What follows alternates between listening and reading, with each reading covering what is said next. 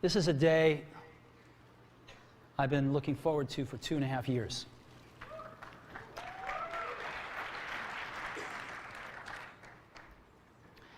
Every once in a while, a revolutionary product comes along that changes everything.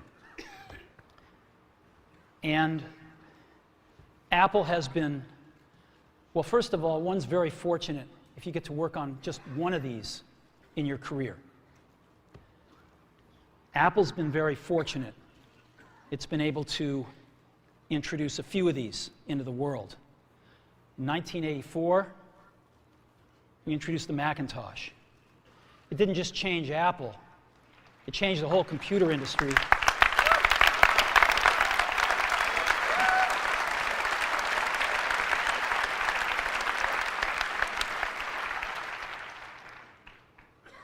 In 2001, we introduced the first iPod. And it didn't just change the way we all listen to music. It changed the entire music industry. Well, today, we're introducing 3 revolutionary products of this class. The first one is a widescreen iPod with touch controls.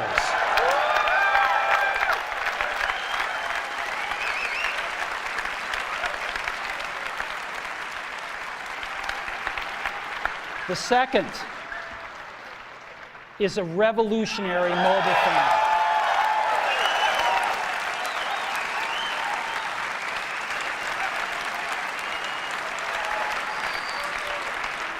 And the third is a breakthrough internet communications device.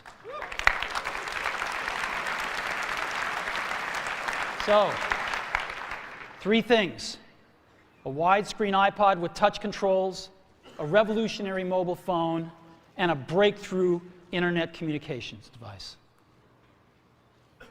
An iPod, a phone, and an internet communicator. An iPod, a phone. Are you getting it?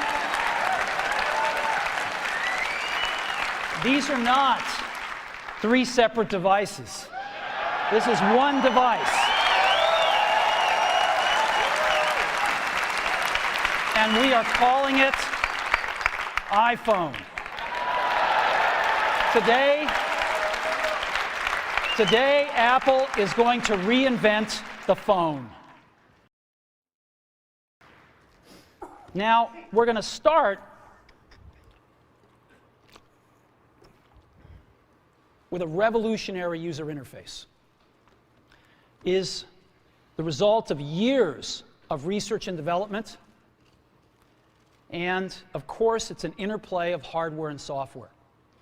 Now, why do we need a revolutionary user interface? I mean, here's 4 smartphones, right? Motorola Q, the BlackBerry, Palm Treo, Nokia E62, the usual suspects. And what's wrong with their user interfaces? Well, the problem with them is really sort of in the bottom 40 there. It's this stuff right here. They all have these keyboards that are there whether you need them or not to be there. And they all have these control buttons that are fixed in plastic and are the same for every application. Well, every application wants a slightly different user interface, a slightly optimized set of buttons just for it. And what happens if you think of a great idea 6 months from now? Well, how do you solve this? It turns out we have solved it. We solved it in computers 20 years ago. We solved it with a bitmap screen that could display anything we want, put any user interface up, and a pointing device. We solved it with the mouse, right? We solved this problem. So how are we going to take this to a mobile device? Well, what we're going to do is get rid of all these buttons and just make a giant screen. A giant screen. We're going to use the best pointing device in the world. We're going to use a pointing device that we're all born with. We're born with 10 of them. We're going to use our fingers. We're going to touch this with our fingers. And we have invented a new technology called multi-touch, which is phenomenal. It works like magic. You don't need a stylus. It's far more accurate than any touch display that's ever been shipped. It ignores unintended touches. It's super smart. You can do multi-finger gestures on it. And boy, have we patented it.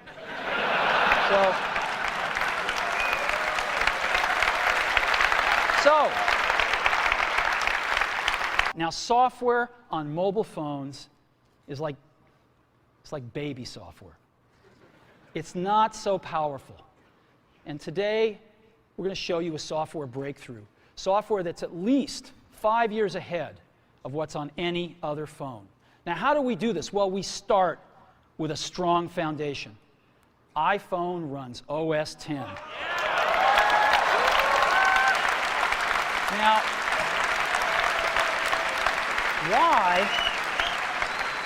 why would we want to run such a sophisticated operating system on a mobile device? Well, because it's got everything we need. One of the pioneers of our industry, Alan Kay, has had a lot of great quotes throughout the years. And I ran across one of them recently that explains how we look at this, explains why we go about doing things the way we do, because we love software. And here's the quote: "People who are really serious about software should make their own hardware." You know, Alan said this 30 years ago, and this is how we feel about it. And so we're bringing breakthrough software to a mobile device for the first time. It's 5 years ahead of anything on any other phone. So let's go ahead and turn it on. This is the size of it. It fits beautifully in the palm of your hand. So, an iPod, a phone, and an internet communicator. Let's start with the iPod. You can touch your music. You can just touch your music. It's so cool. You got a widescreen video. You can find your music even faster. Gorgeous album art on this display. Built-in speaker, and why not? Cover flow. First time ever on an iPod. And so rather than talk about this some more, let me show it to you. So I've got a camera here so you can see what I'm doing with my finger for a few seconds. And let me go ahead and get that picture within picture up. I'm going to go ahead and just push the sleep-wake button, and there we go, right there. And to unlock the phone, I just take my finger and slide it across. Right? You want to see that again? Go to sleep. Let's say I want to pick the Beatles. I just tap them. And here's the Beatles songs with their albums right here. The iPhone with the most amazing iPod ever. You can now touch your music. So that's the iPod. Now, let's take a look at a revolutionary phone. We want to reinvent the phone. Now, what's the killer app? The killer app is making calls. It's amazing. It's amazing how hard it is to make calls on most phones. iPhone is a quad-band GSM plus Edge phone. We've decided to go with the most popular international standard, which is GSM. We're on that bandwagon, headed on that roadmap, and plan to make 3G phones and all sorts of other amazing things in the future. So quad-band GSM plus Edge, and of course we have Wi-Fi and Bluetooth 2.0 EDR built in as well. And now we are calling Johnny here.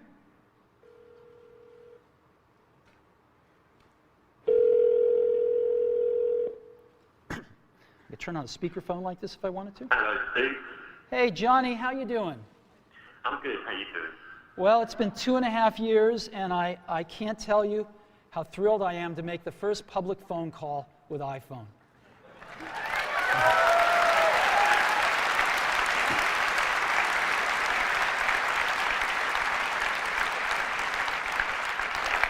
Now, let's take a look at an internet communications device. It's part of iPhone. So what's this all about? Well, we've got some real breakthroughs here. Start off with, we've got rich HTML email on iPhone. The first time, really rich email on a mobile device. And it works with any IMAP or POP email service. You got your favorite mail service, it'll likely work with it. And it's rich text email. We wanted the best web browser in the world on our phone, not a baby web browser or a WAP browser, a real web browser. And we picked the best one in the world, Safari. And we have Safari running on iPhone. It is the first fully usable HTML browser on a phone.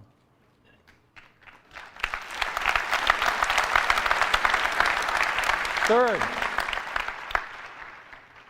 we have Google Maps. Maps, satellite images, directions, and traffic.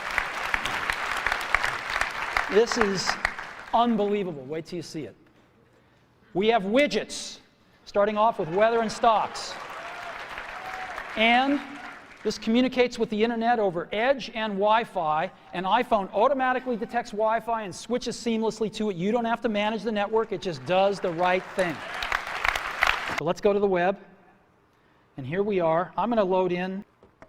And rather than just give you a WAP version of the New York Times, rather than give you this wrapped version all around, we're showing you the whole New York Times website, and there it is. And guess what I can do? I can just put this into landscape mode, and there it is right there. Let's go to stocks right now, and we're going to load stock information off the web, and just right onto the phone here. Oh, look, Apple's up. And it's my pleasure now to introduce Dr. Eric Schmidt, Google's CEO.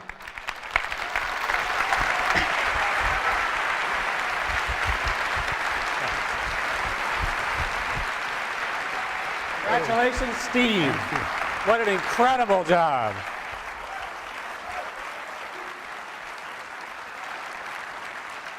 So, Steve, you know, I've had the privilege of joining the board, and there's a lot of relationships between the boards. And I thought, you know, if we just sort of merge the companies, we could call them Apple Goo. But I'm not a marketing guy. From my perspective, this is the first of a whole new generation of data services where these powerful-based cloud computers, Google being, we hope, a leading representative, provides HTML, XML, and other sophisticated services that the Safari browser that's embedded in the iPhone and many other of its type devices and future devices out of Apple will be able to take advantage. Steve, my congratulations to you, and this product is going to be hot. So thanks. Thank you very much.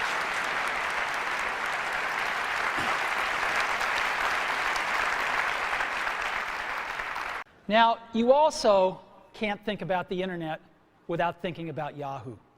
And again, on the phone, we've got Yahoo search built right in. You can select which one you want to use. Just type in something, hit that Yahoo button, and boom, you're off. And of course, we also have Yahoo IMAP email services. And so, it is my great pleasure to introduce Jerry Yang, co-founder and chief Yahoo. Jerry?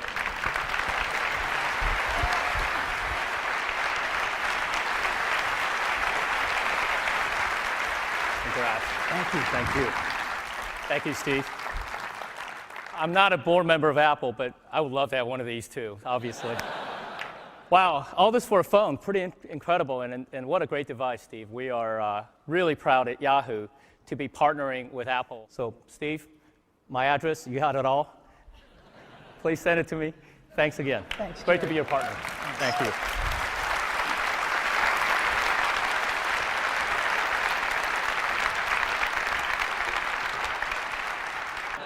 What should we price this thing at? Well, for 4 gigabyte model, we're going to price it at that same $499. No premium whatsoever. $499. And we're going to have an 8 gigabyte model for just $599. So we're going to price it starting at $499. Now, when's it going to be available? We're going to be shipping these in June. And when we do, our partner is going to be Singular. We've chosen Singular. They are the best and most popular network in the country. 58 million subscribers. They are #1. And they're going to be our exclusive partner in the US. My pleasure to introduce the CEO of Singular, Stan Sigman.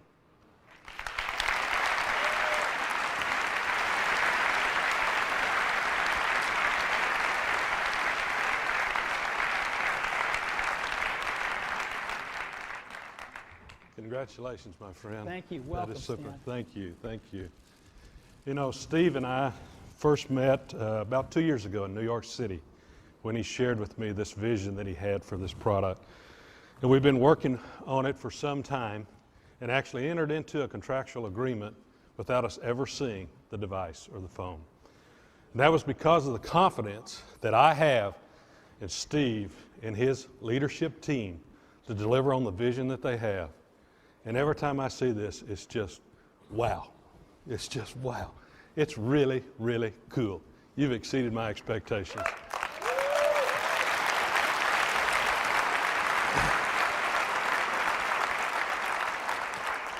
It's a real honor for Singular to be partnering with Apple today. And I brought with me another company to celebrate in this. And it's a pretty big company. It's the new AT&T. You know, 11 days ago, AT&T became a full part, Singular became a full part of the new AT&T family. And this new family will help fulfill the vision we have of wireline, wireless, broadband, and video coming together on one device in the ways that customers haven't imagined. Today, we've added to the Mac and the iPod, we've added Apple TV, and now iPhone. And you know, the Mac is the only one that you really think of as a computer, right? And so we thought about this and we thought, you know, maybe our name should reflect this a little bit more than it does. So we're announcing today, we're dropping the computer from our name, and from this day forward, we're going to be known as Apple Incorporated to reflect the product mix that we have today.